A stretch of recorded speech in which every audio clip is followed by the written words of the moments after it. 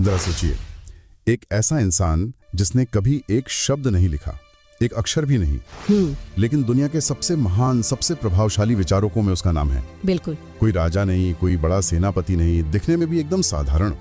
फिर भी सोचिए, 2500 साल बाद भी हम यहाँ बैठकर उसके विचारों पर बात कर रहे हैं। कमाल की बात है। तो हम बात कर रहे हैं सुकरात की, दर्शन और ज्ञान की दुनिया का एक ऐसा नाम जिसे कोई भूल नहीं सकता। जी।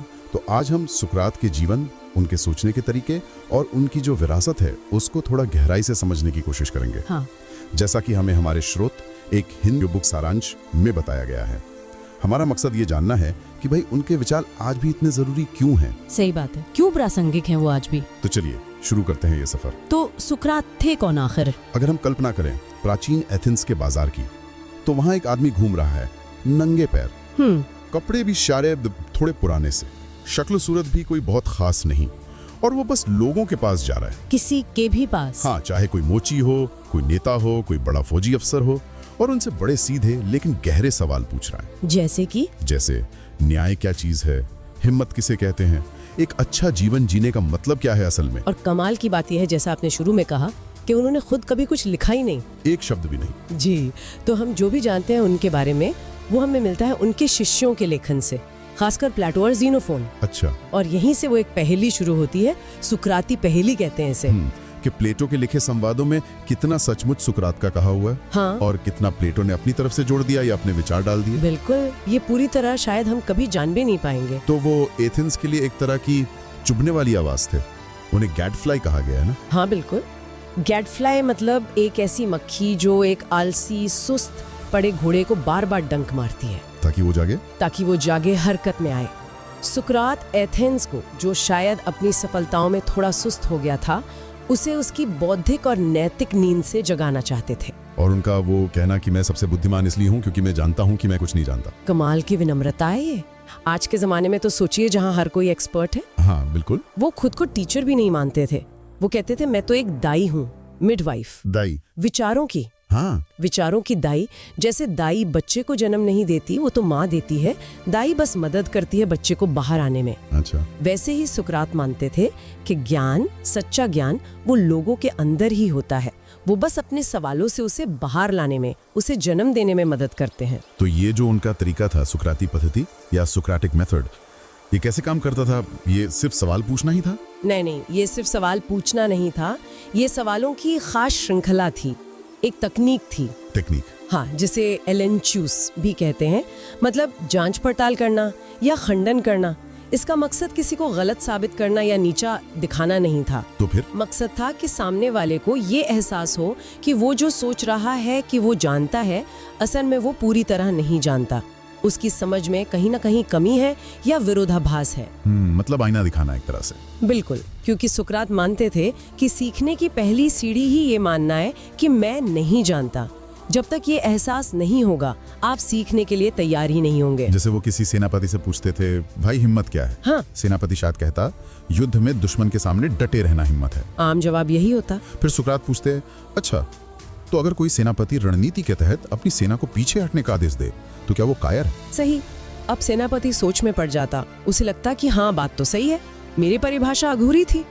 तो इस पद्धति के, ऐसा समझ लीजिए, 2 हिस्से थे।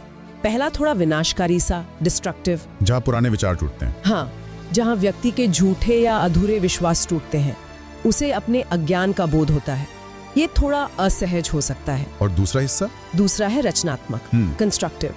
जब व्यक्ति मान लेता है कि हाँ, मुझे ठीक नहीं पता, तब सुकरात उसके साथ मिलकर उस विचार की गहराई में जाते हैं। अच्छा, मतलब मिलकर सत्य की खोज। बिल्कुल। जैसे हिम्मत क्या है, इस पर फिर वो मिलकर सोचते। शायद उसमें सही समय पर पीछे हटना भी शामिल हो, सिर्फ डटे रहना नहीं। तो ये तरीका सिर्फ दूसरों से बहस करने के लिए नहीं था, ये तो खुद की सोच को साफ करने, अपनी मान्यताओं को जांचने के लिए भी उतनी जरूरी है। निश्चित रूप से, बल्कि शायद खुद के लिए ज्यादा जरूरी है। रोज खुद से सवाल पूछना, मैं ऐसा क्यों मानता हूँ, क्या ये वाकई सच है, क्या इसका कोई और पहलू भी है। ये सुकराती पद्धति को अपने ऊपर लागू करना है। और इसी खुद की जांच परख से जुड़ा है उनका वो बहुत मशहूर कथन, जो उन्होंने अपने मुकदमे के दौरान कहा था। हाँ। एक अनपरखी, बिना जांची परखी जिंदगी जीने लायक नहीं है। The unexamined life is not worth living। सुनने में बड़ा गहरा है ये। इसका असल मतलब क्या था उनके लिए? देखिए, अनपरखी जिंदगी का मतलब है एक तरह से ऑटो पायलट पर जीना। Auto pilot? हाँ, बस सुबह उठना, काम पर जाना, खाना, सोना, जो समाज कह रहा है, जो परिवार कह रहा है, जो आसपास के लोग कर रहे हैं, बिना सोचे समझे वही करते जाना, उसी ढर्रे पर चलते रहना, बिना सवाल किए। बिना रुके ये सोचे कि मैं ये सब क्यों कर रहा हूँ, क्या यही है जो मैं असल में चाहता हूँ, क्या इससे मुझे खुशी मिल रही है, क्या मैं एक बेहतर इंसान बन रहा हूँ। सुकरात के लिए ये मशीन की तरह जीना था, एक जागरूक इंसान की तरह नहीं। उनके लिए तर्क करना, सोचना, खुद को समझना, ये इंसान होने की सबसे बड़ी खूबी थी। और अगर हम इसका इस्तेमाल ही ना करें तो जीवन जीने का फायदा क्या? तो फिर जांची परखी जिंदगी क्या हुई? लगातार अपने आप को स्कैन करते रहना। हाँ, एक तरह से वो कहते थे अपनी आत्मा की देखभाल करो, केयर फॉर योर सोल। ये शरीर की देखभाल या पैसा कमाने से कहीं ज्यादा जरूरी था उनके लिए। आत्मा की देखभाल मतलब अपने विचारों की, अपनी इच्छाओं की, अपने कर्मों की रोजाना जांच पड़ताल करना, खुद से पूछना आज मैंने जो किया क्या वो सही था, नैतिक था, क्या मैं किसी डर से या लालच से या गुस्से में तो काम नहीं कर रहा। ये एक तरह का रोज का मेंटल और स्पिरिचुअल ऑडिट है। ये तो काफी मुश्किल लग रहा है, रोज खुद का ऑडिट करना। हाँ, ये असहज हो सकता है क्योंकि इसमें हमें अपनी कमियां, अपनी गलतियां साफ साफ दिखती हैं। शायद इसीलिए लोग इससे बचते हैं।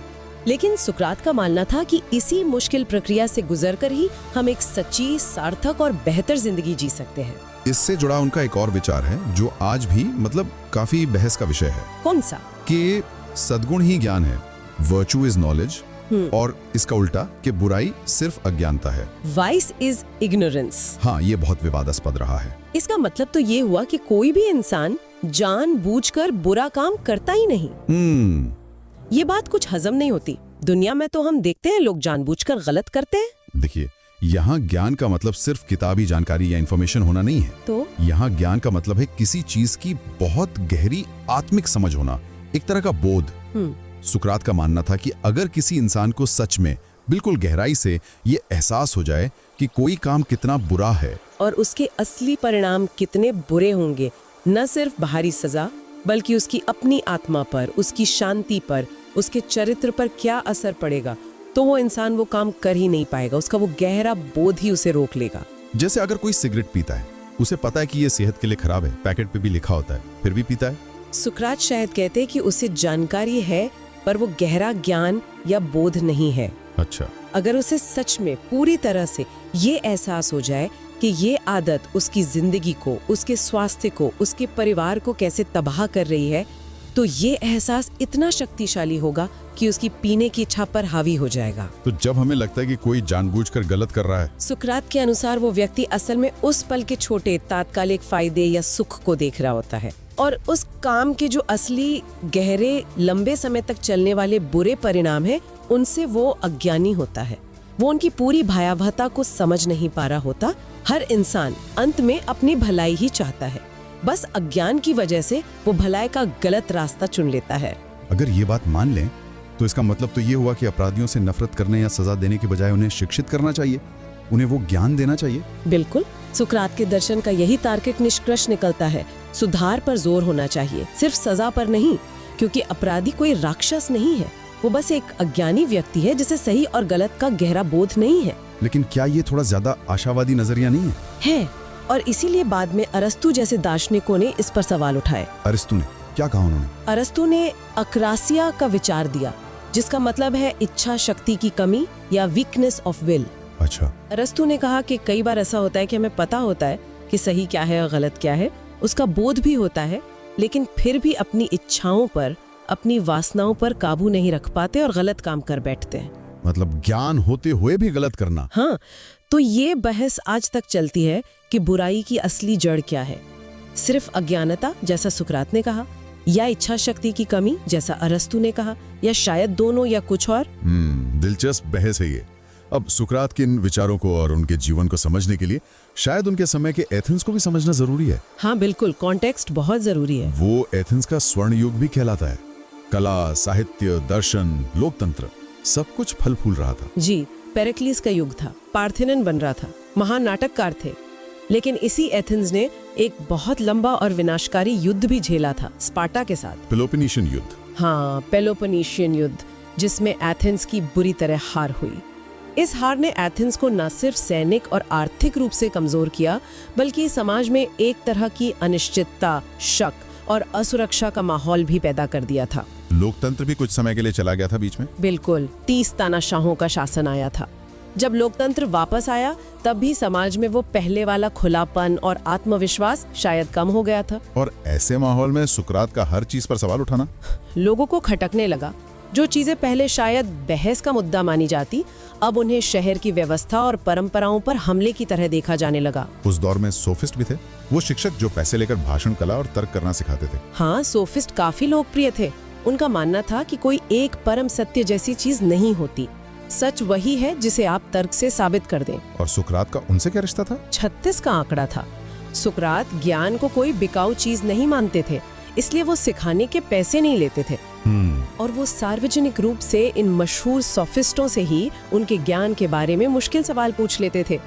अक्सर वो सोफिस्ट जवाब नहीं दे पाते थे या उनके तर्कों में विरोधाभास निकल आता था, तो उनकी दुकान बंद करवा देते थे एक तरह से, कह सकते हैं। जाहिर है इससे सोफिस्टों की इज्जत कम होती थी और वो सुकरात के दुश्मन बनते गए। उन्होंने भी सुकरात के खिलाफ माहौल बनाने में भूमिका निभाई होगी। तो एक तरफ युद्ध के बाद का डरा हुआ शक्की समाज, दूसरी तरफ सोफिस्ट जैसे ताकतवर दुश्मन, और ऊपर से सुकरात का लगातार अपनी गैटफ्लाई वाली भूमिका निभाना, सबको सवालों से असहज करना। हाँ, ये सब मिलकर उनके खिलाफ एक माहौल तैयार कर रहा था। उनकी आलोचना को अब सिर्फ विचारों का मतभेद नहीं समझा जा रहा था। उसे क्या समझा जा रहा था? उसे लोकतंत्र पर हमला, युवाओं को गुमराह करना, एथेंस की परंपराओं और देवताओं का अपमान करना माना जाने लगा। और उनके कुछ शिष्य भी थे जो बाद में एथेंस के लिए मुसीबत बने, जैसे एल्सीबाइडीज या क्रिटियस, जो 30 तानाशाहों में से एक था। बिल्कुल, उनके दुश्मनों को ये कहने का मौका मिल गया कि देखो सुकरात की शिक्षाओं का नतीजा क्या होता है, ये तो शहर के लिए खतरा है। और फिर आखिरकार जब वो 70 साल के थे, 399 ईसा पूर्व में, उन पर बकायदा मुकदमा चला दिया गया। जी, इतिहास का एक बहुत ही दुर्भाग्यपूर्ण मुकदमा। आरोप क्या थे? Formal charges. 2 मुख्य आरोप लगाए गए। पहला, आधारिकता, इम्पायरिटी, मतलब कि वो शहर के जिन देवताओं को मानता है उन्हें नहीं मानते और अपने खुद के नए देवी देवता बनाते हैं। ये उस समय बहुत गंभीर आरोप था। और दूसरा आरोप था युवाओं को भ्रष्ट करना, करप्टिंग द यूथ, यानी उन्हें गलत शिक्षा देना, उन्हें बड़ों का, कानूनों का, देवताओं का अनादर करना सिखाना। अपनी सफाई में जो प्लेटो ने अपोलॉजी नाम से लिखी है, सुकरात ने कोई रहम की भीख नहीं मांगी। बिल्कुल नहीं। वो चाहते तो शायद माफी मांगकर या शहर छोड़कर जाने का वादा करके बच सकते थे। लेकिन उन्होंने क्या किया? उन्होंने अपने पूरे जीवन के मिशन का बचाव किया। उन्होंने बताया कि कैसे डेल्फी के ऑरेकल, भविष्यवाणी करने वाली देवी, ने कहा था कि सुकरात से ज्यादा बुद्धिमान कोई नहीं है। और इसी बात का मतलब समझने के लिए उन्होंने लोगों से सवाल पूछना शुरू किया था। उन्होंने फिर से दोहराया कि वो तो एथेंस के लिए एक गैडफ्लाई की तरह है जो उसे सोने नहीं देते, और वही अपनी प्रसिद्ध बात कही कि बिना जांची परखी जिंदगी जीने लायक नहीं है। उनका ये रवैया जूरी को कैसा लगा? जूरी में कौन लोग थे? जूरी में एथेंस के 501 आम नागरिक थे। उन्हें सुकरात का ये रवैया शायद बहुत अहंकारी लगा। उन्हें लगा कि ये आदमी माफी मांगने के बजाय हमें ही लेक्चर दे रहा है। तो उन्हें दोषी पाया गया? हाँ, हालांकि बहुत कम बहुमत से। कुछ स्रोतों के अनुसार शायद 280 ने दोषी माना और 221 ने निर्दोष। फिर सजा पर बहस हुई होगी? हाँ, अभियोजन पक्ष ने यानी आरोप लगाने वालों ने मौत की सजा मांगी। फिर बचाव पक्ष को यानी सुकरात को अपनी तरफ से कोई वैकल्पिक सजा सुझाने का मौका दिया गया। उन्होंने क्या सुझाया? जुर्माना, देश निकाला? नहीं, यहीं पर उन्होंने जूरी को और चौंका दिया। उन्होंने कहा कि मैंने तो अपनी पूरी जिंदगी एथेंस की भलाई में, उसे जगाने में लगा दी। ऐसी सेवा के बदले मुझे सजा नहीं, इनाम मिलना चाहिए। इनाम? कैसा इनाम? उन्होंने कहा कि मुझे प्राइटेनन में मुफ्त भोजन मिलना चाहिए। ये सम्मान सिर्फ ओलंपिक विजेताओं या बड़े नायकों को मिलता था। ये तो सीधे सीधे मजाक उड़ाना हुआ, या फिर जानबूझकर उकसाना? शायद दोनों, या शायद वो अपने सिद्धांतों पर इतने अडिग थे कि उन्हें लगा कि यही न्याय संगत मांग है। लेकिन इसका नतीजा ये हुआ कि जूरी और ज्यादा भड़क गई। और फिर जब दोबारा वोटिंग हुई सजा पर, तो पहले से भी कई ज्यादा बड़े बहुमत ने उन्हें मौत की सजा सुना दी। हेमलॉक नाम का जहर पीकर मरने की सजा। सजा सुनाने और मौत होने के बीच करीब 1 महीने का वक्त था, क्योंकि कोई धार्मिक त्योहार चल रहा था। हाँ, इस दौरान वो जेल में थे। उनके दोस्तों ने, जैसे क्रेटो ने, भागने का पूरा प्लान बना लिया था। गार्ड्स को रिश्वत भी दे दी गई थी। सब तैयार था। जी, प्लेटो के क्रिटो संवाद में इसी का वर्णन है। क्रिटो जेल में सुकरात से मिलने आता है और उन्हें भागने के लिए मनाता है। लेकिन सुकरात ने मना कर दिया, क्यों? सुकरात ने बहुत मार्मिक तर्क दिए। उन्होंने कहा कि मैं पूरी जिंदगी एथेंस के कानूनों के साए में जिया हूँ। इन्हीं कानूनों ने मुझे शिक्षा दी, परिवार बनाने का अधिकार दिया, नागरिक के तौर पर सुरक्षा दी।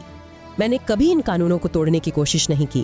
अब अगर इन्हीं कानूनों के तहत एक जूरी ने मुझे दोषी पाया है, भले ही वो फैसला गलत क्यों ना हो, तो क्या मेरा कर्तव्य नहीं है कि मैं उस फैसले को मानूं? अगर मैं आज कानून तोड़कर भाग जाऊंगा तो मैं खुद अन्याय करूंगा, और अन्याय का जवाब अन्याय से देना सही नहीं है। उन्होंने कानूनों को ही एक व्यक्ति की तरह चित्रित किया है ना, जैसे कानून खुद उनसे बात कर रहे हो। हाँ बिल्कुल, उन्होंने कल्पना की कि जैसे एथेंस के कानून उनसे पूछ रहे हैं कि सुकरात, तुम हमें क्यों नष्ट करना चाहते हो? अगर हर नागरिक अपने खिलाफ हुए फैसले को मानने से इनकार कर देगा तो राज्य कैसे चलेगा? ये उनके अपने ही सिद्धांतों की सबसे बड़ी परीक्षा थी और वो उस पर खरे उतरे। बिल्कुल, उन्होंने दिखाया कि वो जो सिखाते थे उस पर खुद अमल भी करते थे, चाहे उसकी कीमत अपनी जान देकर ही क्यों न चुकानी पड़े। उनके आखिरी दिन के बारे में क्या पता चलता है? प्लेटो के फीडो संवाद में शायद इसका जिक्र है। हाँ, फीडो में पता चलता है कि वो अपने आखिरी दिन भी बिल्कुल शांत थे। कोई डर नहीं, कोई घबराहट नहीं। क्या कर रहे थे वो? अपने दोस्तों से घिरे हुए थे, उनसे आत्मा की अमरता जैसे गहरे दार्शनिक विषयों पर बातें कर रहे थे। उन्होंने कहा कि एक सच्चा दार्शनिक मौत से डरता नहीं बल्कि उसका स्वागत करता है, क्योंकि मौत तो आत्मा की शरीर के बंधन से मुक्ति है। और फिर जहर का प्याला लाया गया। हाँ, उन्होंने बड़ी शांति से बिना किसी हिचकिचाहट के वो हेमलॉक का प्याला पिया, अपने दोस्तों को दिलासा दिया कि रो मत। उनके आखिरी शब्द क्या थे? उनके आखिरी शब्द थे, क्रिटो, हम पर एस्क्लेपियस देवता का एक मुर्गा कर्ज है, उसे चुकाना मत भूलना। एस्क्लेपियस? वो तो स्वास्थ्य के देवता थे। इसका क्या मतलब हो सकता है? कई मतलब निकाले जाते हैं। शायद वो कह रहे थे कि मौत एक तरह से जीवन की बीमारी से मुक्ति है और इस मुक्ति के लिए देवता को धन्यवाद देना चाहिए, या शायद कोई और गहरा अर्थ रहा हो, हम निश्चित रूप से नहीं कह सकते। तो एक व्यक्ति की मृत्यु हुई, लेकिन एक विचार, एक तरीका हमेशा के लिए अमर हो गया। आज 2500 साल बाद सुकरात की विरासत क्या है?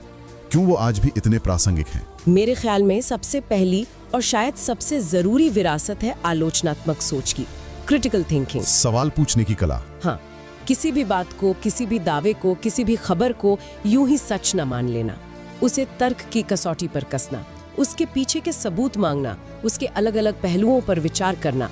आज के जमाने में जहां इतनी सारी सूचनाएं हैं, फेक न्यूज है, प्रोपेगेंडा है, वहाँ ये हुनर तो बहुत ही जरूरी है। बिल्कुल, सुकरात हमें यही सिखाते हैं कि कैसे अपने दिमाग का इस्तेमाल करके सच के ज्यादा करीब पहुंचा जाए। और दूसरी बड़ी देन है नैतिकता और आत्मज्ञान पर उनका जोर। उनका वो संदेश, नो दाई सेल्फ, खुद को जानो। उन्होंने नैतिकता को सिर्फ बाहरी नियमों का पालन करना नहीं बनाया, बल्कि उसे हर व्यक्ति की अपनी अंदरूनी जिम्मेदारी बनाया।